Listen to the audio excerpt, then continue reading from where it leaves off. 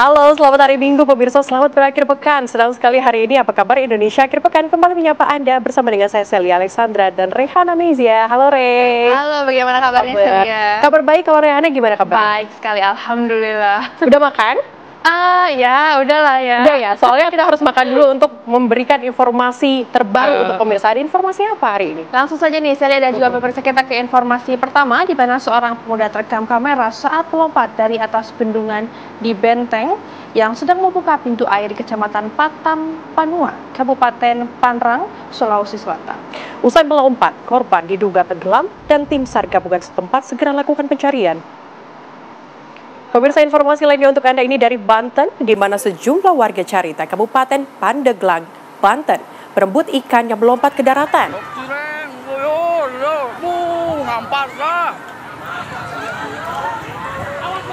Ya, seperti inilah video yang memperlihatkan sejumlah warga di Kecamatan Carita, Kabupaten Pandeglang, Banten, berebut memungut ikan yang tiba-tiba melompat ke daratan.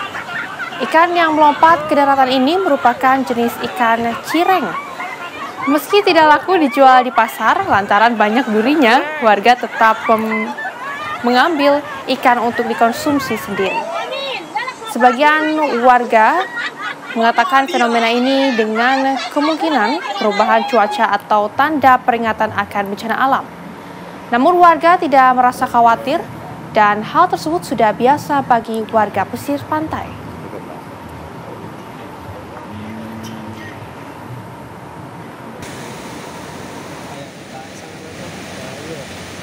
Ayahnya.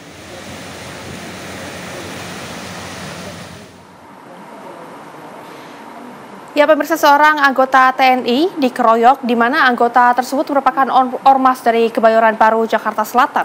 Satu pelaku telah ditangkap polisi, sedangkan 7 orang lainnya masih diburu.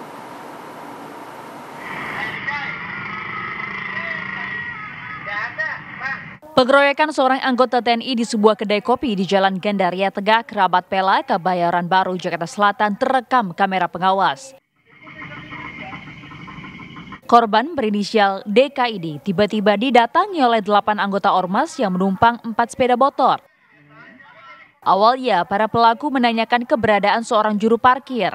Lantaran tak mengenal pria yang dicari, anggota TNI Angkatan Laut ini menyarankan para pelaku untuk bertanya ke orang lain. Namun jawaban korban ini malah membuat para pelaku marah dan mereka langsung memukul wajah dan leher korban.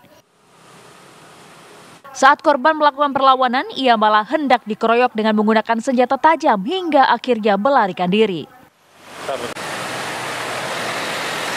Posisinya begini, Mas. Mereka kan saya lagi ngopi. Yang diserang itu TNI. Ya, dia nanyain siapa temennya si Jai. Nah, tiba-tiba anak ormas ini nggak tahu juga, atau nyerang gitu. Ya udah gitu doang, saya mah ini doang. Korban yang mengalami luka memar langsung melapor ke anggota Perintis Presisi Polres Metro Jakarta Selatan yang sedang berpatroli. Polisi yang sedang berpatroli pun langsung berhasil meringkus salah seorang pelaku bernama Abi Rezaldi. Menurut pengakuan korban, sekitar ada 4 kendaraan bermotor yang semuanya berboncengan. Kemudian para gerombolan tersebut bertanya kepada korban nama Jayadi. Korban tidak tahu Jayadi ada di mana, diarahkan untuk ditanya ke tempat lain, tapi pelaku tetap maksa korban dan memukul korban, di mana korban berusaha untuk menghindar, lari, namun pelaku yang lain mengejar dengan menggunakan senjata tajam jenis samurai. Setelah diperiksa intensif, Abi Rezaldi ditetapkan sebagai tersangka dan diancam hukuman 10 tahun penjara. Polisi kini masih memburu 7 pelaku lainnya. Dari Jakarta, Haikal Vandea, TV One mengabarkan.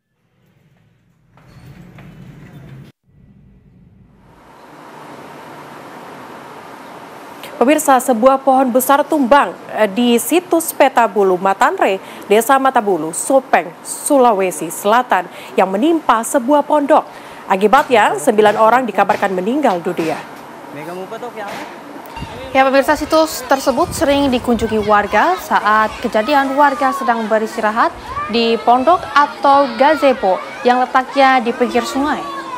Tiba-tiba sebuah pohon beringin besar tumbang menimpa pondok dan belasan warga lainnya. Data dari pihak pemerintah setempat, ada 9 warga tewas tertimpa pohon, 15 lainnya terluka dan masih dirawat di Rumah Sakit Umum Sopeng dan Puskesmas. Hingga kini pemerintah masih melakukan pendataan yang lebih lengkap kepada para korban.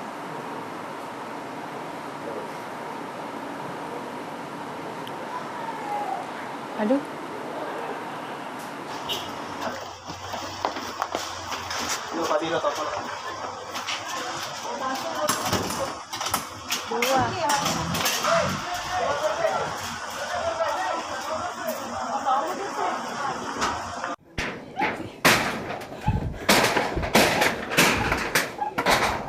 Sensolopo. Mega mo pa to kaya?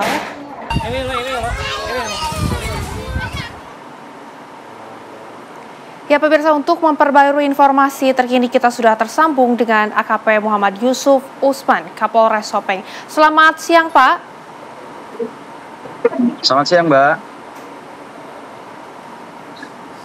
Selamat Ya siang. Pak, kami baru saja mendapatkan informasi Pak. Mungkin bisa diceritakan sedikit seperti apa Pak kabar adanya bencana angin puting beliung yang terjadi di daerah Lalabata ini Pak?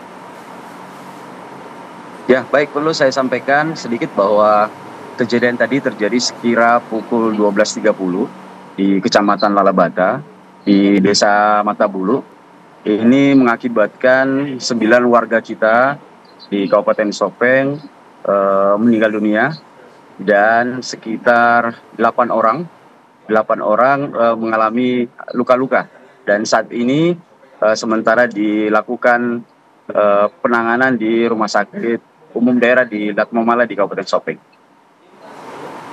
Oke, baik Pak Kapolres, bisa Anda mungkin jelaskan lebih rinci bagaimana, seperti apa kemudian kondisi dari para korban saat ini?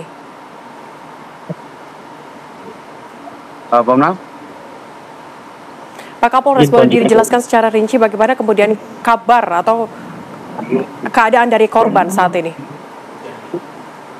Ya, baik, untuk kondisi korban yang meninggal dunia saat ini sudah diambil oleh pihak keluarga dari rumah sakit.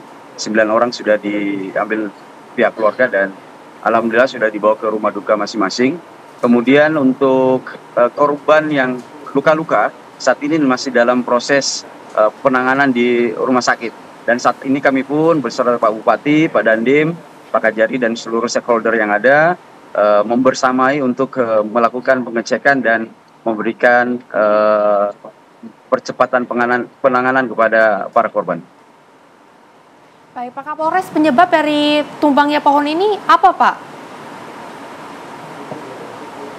Sementara pada saat kejadian ini disertai dengan adanya hujan dan angin sehingga mengakibatkan pohon di sekitar situs tersebut ini tumbang dan seketika tumbang menjatuhi gubuk tempat wisata situs tersebut berada. Dan kebetulan memang pada saat itu para korban sedang beristirahat dan ingin bersantap siang di lokasi tersebut. Demikian, Mbak. Baik, Pak Kapolres, kami ingin mengkonfirmasi apakah tumbangnya pohon ini diakibatkan adanya angin yang kencang dan juga cuaca yang cukup buruk di daerah sana, Pak, atau seperti apa? Ya, sementara dari informasi saksi yang ada di tempat kejadian perkara, bahwa pada saat kejadian memang terjadi angin yang cukup kencang disertai dengan hujan yang cukup deras sehingga mengakibatkan tumbangnya pohon tersebut dan menimpa rumah di kawasan wisata tersebut. Baik, Pak, langkah selanjutnya seperti apa, Pak? Ya, maaf. Untuk langkah selanjutnya akan seperti apa, Pak?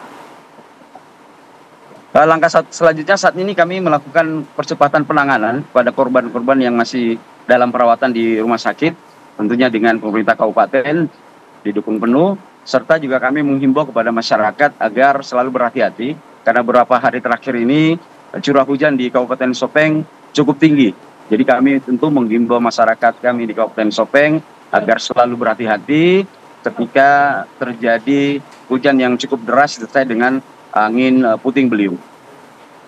Dan kami perlu sampaikan bahwa daerah tersebut juga adalah daerah tempat tujuan wisata.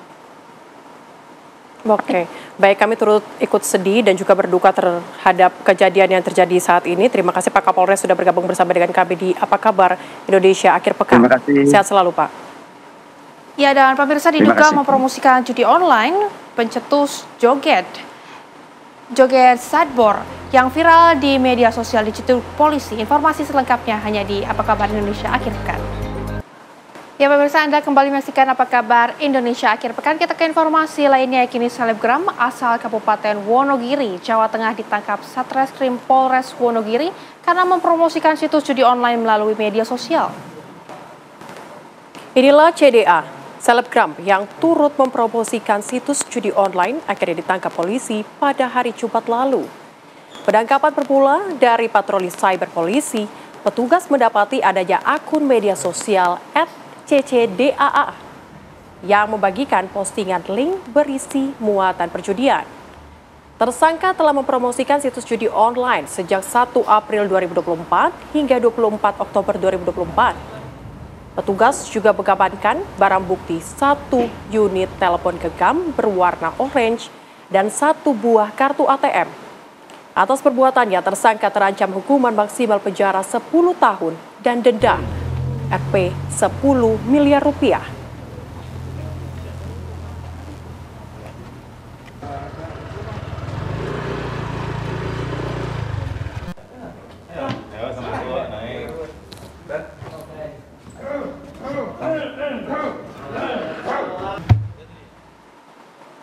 Pemirsa, kampung yang menjadi fenomena goyang sadbor yang berada di Bojongkembar, Kecamatan Cikembar, Kabupaten Sukabumi, terlihat sepi setelah Ketua Goyang Sadbor Gunawan dan beberapa temannya diamankan pihak kepolisian karena diduga terafiliasi judi online.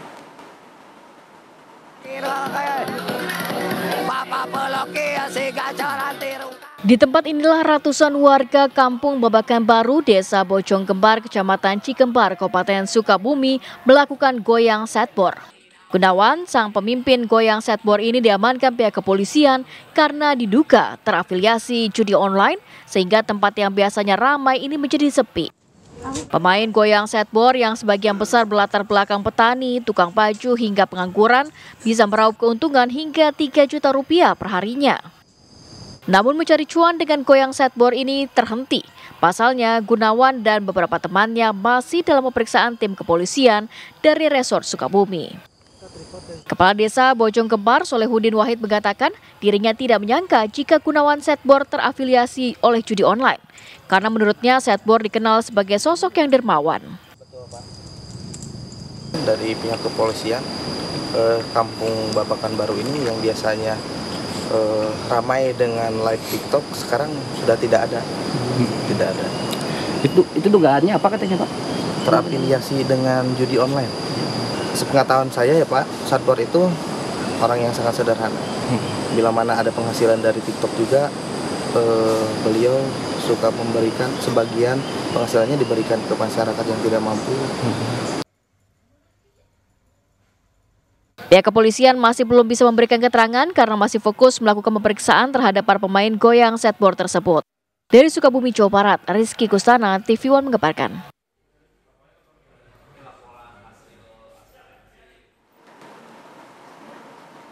Ya pemirsa, masih mengenai joget sadbor, di mana sebelumnya ini fenomena joget sadbor live TikTok ramai di kalangan warga Desa Bojongkembar, Kecamatan Cikembar, Kabupaten Sukabumi, Jawa Barat.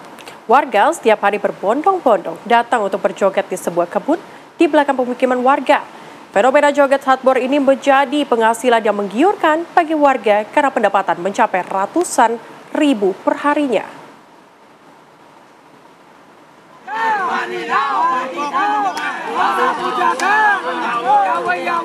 Rumah Gunawan alias sadbor di Kampung Babakan Baru, Desa Bojongkembar, Kecamatan Cikembar menjadi tempat kumpul ratusan warga setiap harinya. Warga berkumpul untuk memulai kegiatan live di media sosial TikTok dengan joget setboard secara berkelompok.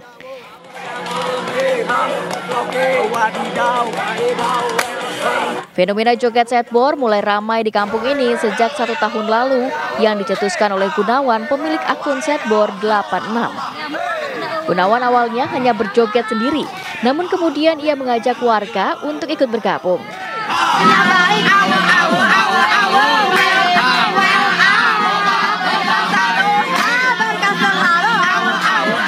Karena viral dan jogetnya disukai netizen, serta banyak hadiah atau saweran, fenomena joget setboard ini banyak diserbu warga. Hingga saat ini tercatat ada puluhan akun TikTok yang berbeda-beda.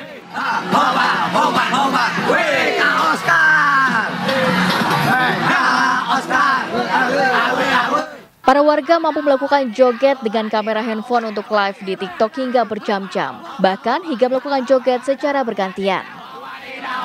Dari joget inilah para warga mendapatkan cuan dari mulai Rp300.000 hingga Rp700.000.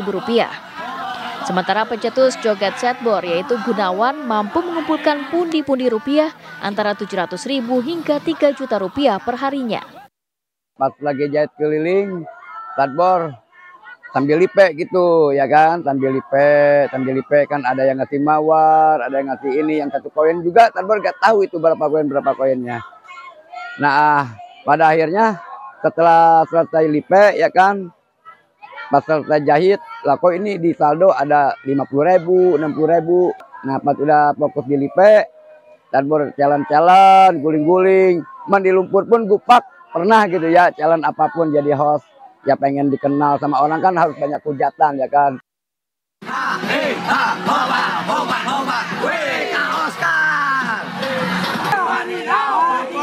Latar belakang pekerjaan para warga yang ikut joget setboard ini sangat beragam, mulai dari petani, penjual baju, hingga pegawai yang terkena PHK. Sementara Gunawan sendiri merupakan tukang jahit keliling. Dari Sukabumi, Jawa Barat, Rizky Gustana, TV One mengabarkan.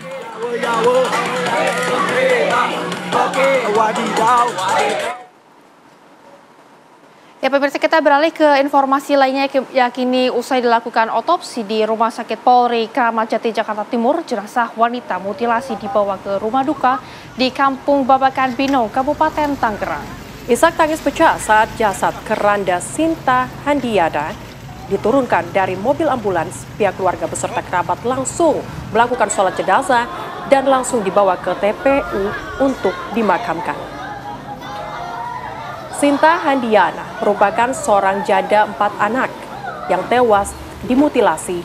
Mayatnya ditemukan di Pantai Mutiara Baru, Jakarta Utara oleh teman dekatnya. Tersangka Z kini sudah ditangkap pihak kepolisian. Salah satu kerabat mengatakan korban tidak pernah keluar rumah dan bergaul. Kesehariannya hanya berangkat sore dan pulang pagi.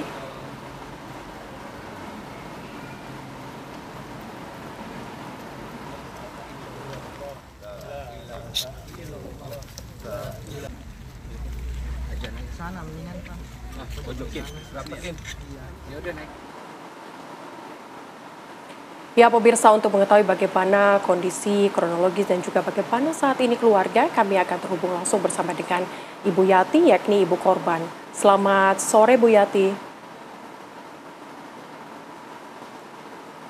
Bu Yati, kami turut berduka atas kondisi dan keadaan yang menimpa Bu Yati. Tapi boleh bercerita kepada kami Bu, bagaimana kemudian pertama kali Ibu mendengar kabar meninggalnya anak Ibu?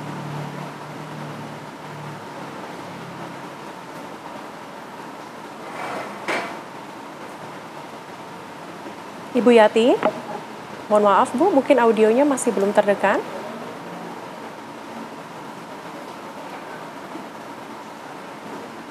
Ibu, permisi. Ibu mohon izin, boleh dicabut saja mungkin earphone-nya. Bu Yati. Ya, Bu Yati, suara kami apakah terdengar dari sana, Bu? Ya, boleh dibantu untuk dicabut terlebih dahulu. Baik, Bu. Ya, baik. Oke. Bu Yati, pertama kali mendapatkan informasi meninggalnya anak ibu seperti apa, Bu?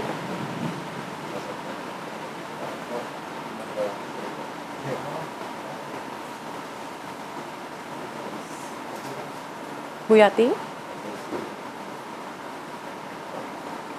Baik, pemirsa, sepertinya kita ada gangguan komunikasi dan ini kami juga turut sedih dengan apa yang menimpa. Betul dan kami sekali. akan kembali lagi pemirsa di Apa Kabar Indonesia akhir pekan usai jeda berikut.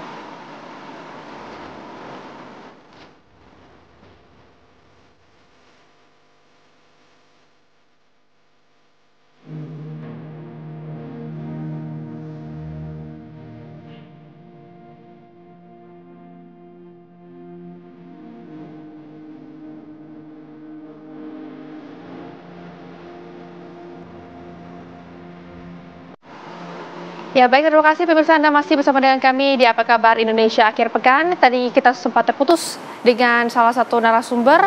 Kini Ibu Yati yang akan bercerita. Ya, tapi nanti dulu kita tahan karena kita ke informasi terbaru dulu. Silakan Riana. Ya baik, ya kita ke informasi lainnya. Kini pemirsa, Kamar Dagang dan Industri Indonesia atau Kadin Indonesia wilayah Sulawesi menggelar silaturahmi konsolidasi menyongsong penguatan ekonomi menuju Indonesia Emas 2045. Untuk mendukung program pemerintah, organisasi Kadin Indonesia akan bergerak cepat di segala lini perekonomian. Salah satu program pemerintah yang akan menjadi perhatian adalah program makan bergizi gratis. Program tersebut dinilai nantinya bisa membantu mendongkrak perekonomian warga di berbagai kalangan. Selain mengkonsolidasikan peran Kadin Indonesia dalam Kabinet Merah Putih, Ketua Umum Kadin Indonesia Anindya Novir Bakri juga mengapresiasi gerak cepat pemerintah untuk program penghapusan pinjaman 6 juta petani dan nelayan, dan Kadin di daerah siap membantu.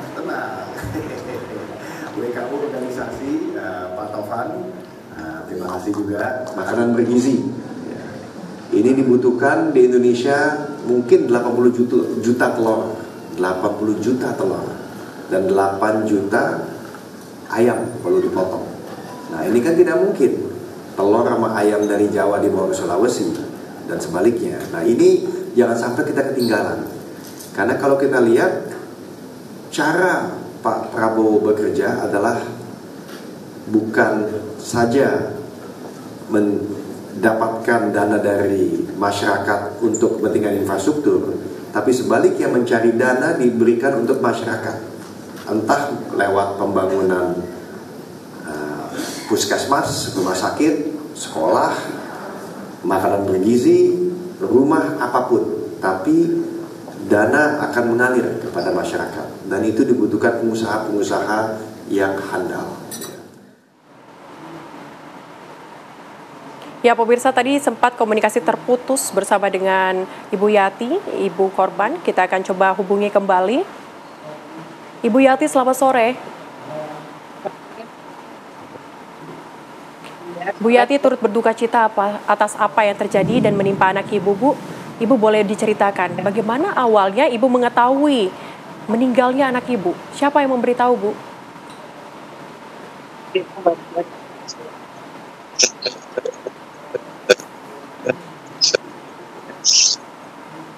Ibu Yati? Memberitahu polisi, Bu. Setelah dapat Ibu boleh mohon izin HP-nya mungkin didekatkan biar suaranya terdengar dengan jelas, Bu. Ya. Ya. Ya. Oke. Bu Yati, boleh diceritakan pertama kali mendapatkan informasi dari siapa, Bu? Dari kepolisian. Oke, seperti apa, Bu, informasinya? Iya. Informasinya kalau saya sih nggak, ini anaknya yang dapat informasi, Bu. Katanya dia dikasih informasi langsung ditemukan seorang wanita, tapi itu dia belum dipastikan ibunya, belum meyakinkan si korban ini gitu, masih dalam penyelidikan pas pertama kali gitu. Baik. Bahkan ditanya ciri-cirinya. Gitu. Oke. Ibu, tapi Ibu terakhir kali berkomunikasi dengan anak Ibu kapan, Bu? Hari Minggu. Hari Minggu jam 10 komunikasinya seperti apa, Bu? Iya. Nah jam 1 mau kerja dia pun masih kesini tuh. Kerja sebagai Jadi, apa Ibu? itu- Apakah dengan pelaku ini satu tempat kerja atau seperti apa Bu? Oh nggak tahu, itu kurang tahu deh saya. Kurang tahu Dia ya. sih bilangnya Tapi kerjanya di...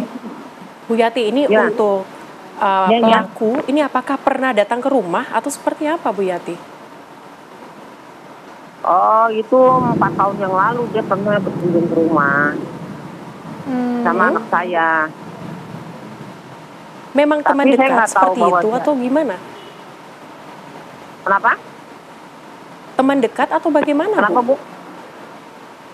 Teman dekat Teman atau dekat atau seperti seperti apa? apa? Bukan teman dekat Bu, dulu emang pernah jadi tetangga Bu. Oke. Dulu waktu masih di Jakarta tuh pernah jadi tetangga sama anak saya. Bahkan dia teman suaminya anak saya juga dia Bu. Seperti itu.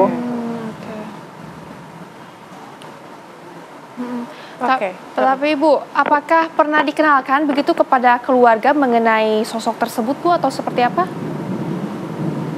Dia diperkenalkan dengan si lelaki ini. Iya, betul. Itu waktu 4 tahun yang lalu Bu, dia pernah berkunjung ke sini dengan anak saya. Setelah anak saya suaminya meninggal belum lama itu, adalah sekitar 3 bulan kali, apa 4 bulan lah gitu. Nah dia kan karena berhubung kenal dari tetangga ya dia memperkenalkan diri, Mak masih inget nggak? Gitu kan. Terus saya siapa emang? Dia nyebutkan nama dia lah, oh iya. Gitu. Oke. Tapi Bu Yati, anak Ibu pernah bercerita tidak? Mungkin curhat begitu dengan masalah dan sebagainya yang dialami dengan pelaku atau bagaimana? Tidak pernah dia sama orangnya sekali? tertutup, nggak pernah. Jangankan masalah itu ya. Oke. Istilahnya Baik. ngomong dia masalah cowok lah gitu ya. Nggak pernah Bu, masalah kesusahan ini aja dia nggak pernah Bu. Oke. Orangnya tertutup sekali Bu dia Bu. Ya. Baik Bu Yati, terima kasih sudah bergabung bersama dengan kami di Apa Kabar Indonesia Akhir Pekan. Kami turut sedih dan berduka Bu dengan kejadian yang menimpa keluarga Ibu. Terima kasih. Ya pemirsa, Apa Kabar Indonesia Akhir Pekan akan kembali dengan sejumlah informasi menarik tapi sesaat lagi. Anda masih di Apa Kabar Indonesia Akhir Pekan pemirsa.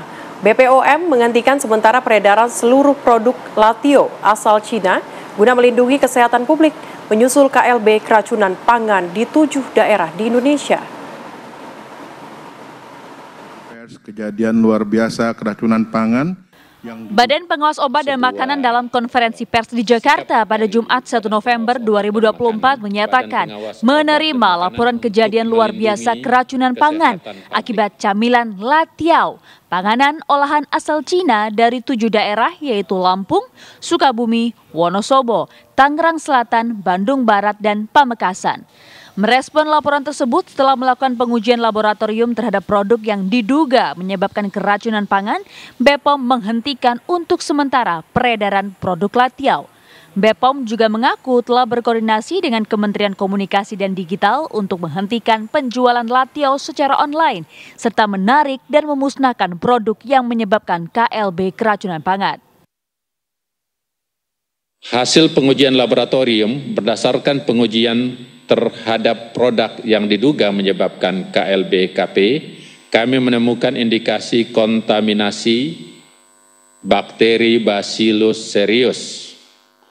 Pada produk Latio, bakteri ini menghasilkan toksin yang menyebabkan gejala keracunan berupa sakit perut, pusing, mual, muntah, sesuai dengan laporan dari korban.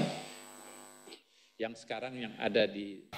Menurut Kepala BPOM, terdapat 73 produk Latiao yang beredar dan sebanyak 4 jenis produk terbukti mengandung bakteri Bacillus cereus. BPOM juga telah memeriksa sarana peredaran, yaitu gudang importir dan distributor. BPOM menemukan bahwa mereka tidak mematuhi cara peredaran pangan olahan yang baik. Selain menghentikan sementara peredaran latiau, BPOM juga menangguhkan sementara registrasi dan importasi produk latiau sebagai langkah pencegahan sembari menelusuri kasus tersebut lebih lanjut. Dari Jakarta, tim TV One mengabarkan. Ya pemirsa, seorang pemilik jasa travel perjalanan di Bandar Lampung ditangkap polisi lantaran menipu ratusan mahasiswa yang hendak kuliah kerja lapangan atau KKL. Para korban sudah mengeluarkan uang dengan total hingga hampir setengah miliar rupiah, tetapi pelaku tidak memberangkatkan mereka.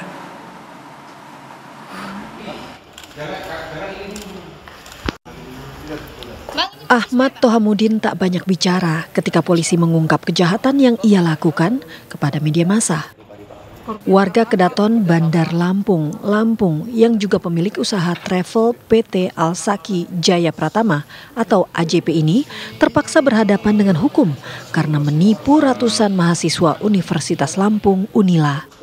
Modusnya, Tohamudin mengeklaim bisa mengatur perjalanan dan akomodasi mahasiswa Fakultas Keguruan dan Ilmu Pendidikan yang hendak mengikuti rangkaian kuliah kerja lapangan atau KKL di Pulau Jawa dan Bali. Dia mengaku dapat memberikan fasilitas dengan bus pariwisata, hotel bintang 4, makanan, dan asuransi penyeberangan. Namun itu semua hanya trik agar dia bisa mengumpulkan banyak uang untuk menutupi kejahatannya yang lain. Terkait dengan kegiatan. Jadi dananya itu terpakai untuk karena mengalami kerugian di kegiatan yang lain. Sudah berapa lama kita nganuin jadi agen? Sudah lama, 12 tahun. 12 tahun. Emang udah langganan di situ Unila itu? Oh. Udah berapa kali yang kayak gini? Baru pertama kali. Duitnya habis buat judi atau gimana sih, Bang? Kebetulan ada kegiatan di sekampus tersebut yang mengalami kerugian, jadi saya tutupkan untuk kegiatan tersebut. Jadi satu orang ini dibungut kegiatan tersebut 4.200.000. Di mana jumlah daripada kerugiannya itu sekitar 400 juta sekian. Jadi pada saat tanggal 29 Oktober itu ketika mahasiswa akan berangkat ke KKL, jadi bisnya tidak mau datang karena tidak dilunasi, hanya dibayar sebagian oleh yang bersangkutan. Lalu mahasiswa mendapatkan info juga seperti hotel yang di Bali, di Bandung itu pun hanya dibayar 10% dari total keseluruhan. Dan informasinya yang bersangkutan ini digunakan untuk keperluan pribadinya dia, untuk menanggulangi keperluan kerjaan dia sebelumnya. Ada KKL lain di sekolah, di SMA ataupun di perkuliahan lain, tunggakan, dia tuh untuk menutupi. Kini atas perbuatannya itu, tersangka harus mendekam di rutan Polresta Bandar Lampung. Polisi menjerat Tohamudin dengan pasal 372 dan 378 KUHP tentang penggelapan dan penipuan. Ia terancam hukuman penjara selama 5 tahun. Dari Bandar Lampung, Pujian Syah, TV One mengabarkan. Pemirsa, usai jeda, apa kabar Indonesia akhir pekan masih akan kembali dengan beragam informasi lainnya. Tetaplah bersama kami. Ya pemirsa, Anda kembali menyaksikan Apa Kabar Indonesia akhir pekan. Festival Kuliner 2024 kembali dilaksanakan di Parkiran Timur Senayan, Gelora Bung Karno, Jakarta Pusat. Festival terbesar di Indonesia diisi lebih dari 200 UMKM dan 500 jenis makanan. Festival kuliner tahun ini mengusung konsep inovatif dengan menghadirkan Tastiland, area khusus yang terbagi menjadi 3 zona kuliner yaitu pedas, gurih, dan manis. Setiap zona dirancang untuk memberi pengalaman mencicip cita rasa beragam, mulai dari makanan pedas hingga hidangan manis yang menggugah selera. Festival ini juga turut menyuguhkan hiburan yang menarik. Pengunjung akan dihibur dengan penampilan spesial dari sejumlah musisi ternama seperti Rosa, Yura Yunita, Ran, dan Malik and The Essential di panggung utama pada malam hari nanti. Acara ini berlangsung 3 November 2024.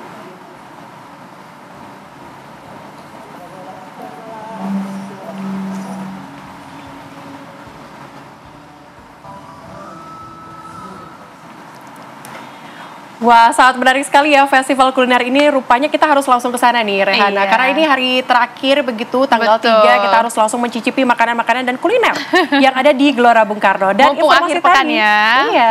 Dan informasi tadi pemirsa sekaligus menutup jumpa kita di Apa Kabar Indonesia akhir pekan kali ini. Saya Sally Alexandra dan juga saya Rehana Mezia mewakili segenap kru yang bertugas di sore hari ini. Izin untuk pamit undur diri. Terima kasih dan sampai jumpa. Sampai jumpa.